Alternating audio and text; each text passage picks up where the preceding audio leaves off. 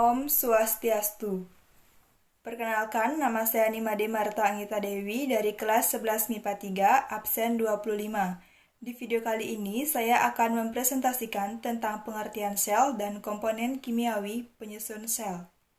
Pertama, pengertian sel. Sel berasal dari kata Latin cella yang berarti ruangan kecil yang ditemukan oleh Robert Hooke. Sel merupakan unit terkecil dari makhluk hidup secara struktural dan fungsional, serta tidak dapat dibagi lagi menjadi bagian yang lebih kecil.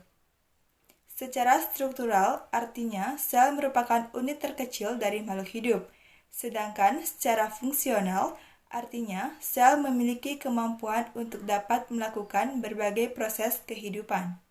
Kedua, komponen kimiawi penyusun sel terdiri dari karbohidrat, protein, lipid, asam nukleat, air, dan garam mineral.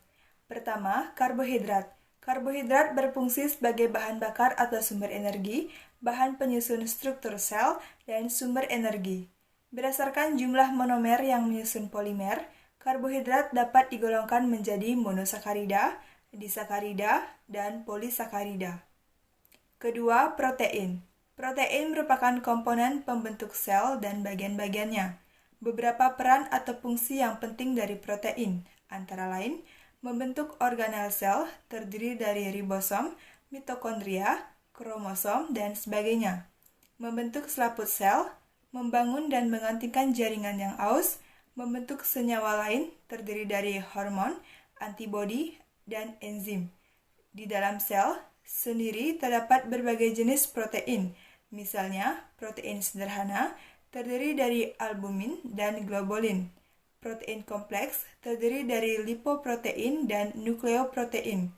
Enzim terdiri dari koenzim dan apoenzim. Hormon dan asam nukleat. Ketiga, lipid.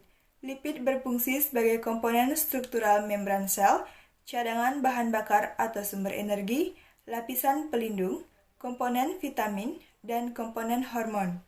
Lipid bersifat hidrofobik, yaitu sedikit atau tidak memiliki afinitas atau ketertarikan terhadap air. Asam nukleat. Asam nukleat berfungsi sebagai pembawa faktor genetika, koenzim, pembawa energi, dan pengatur biosintesis protein.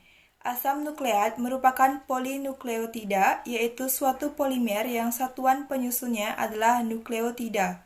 Nukleotida tersusun atas 3 komponen, yaitu basa nitrogen, pentosa, dan gugus fosfat. 5. Air. Air atau H2O yang memiliki peran besar bagi kehidupan sebuah sel.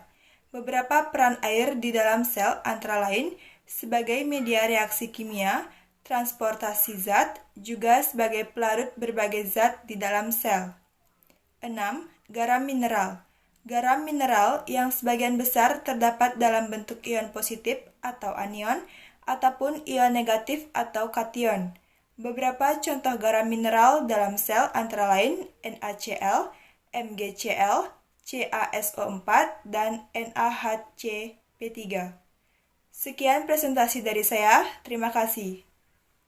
Om Santi Santi Santi Om.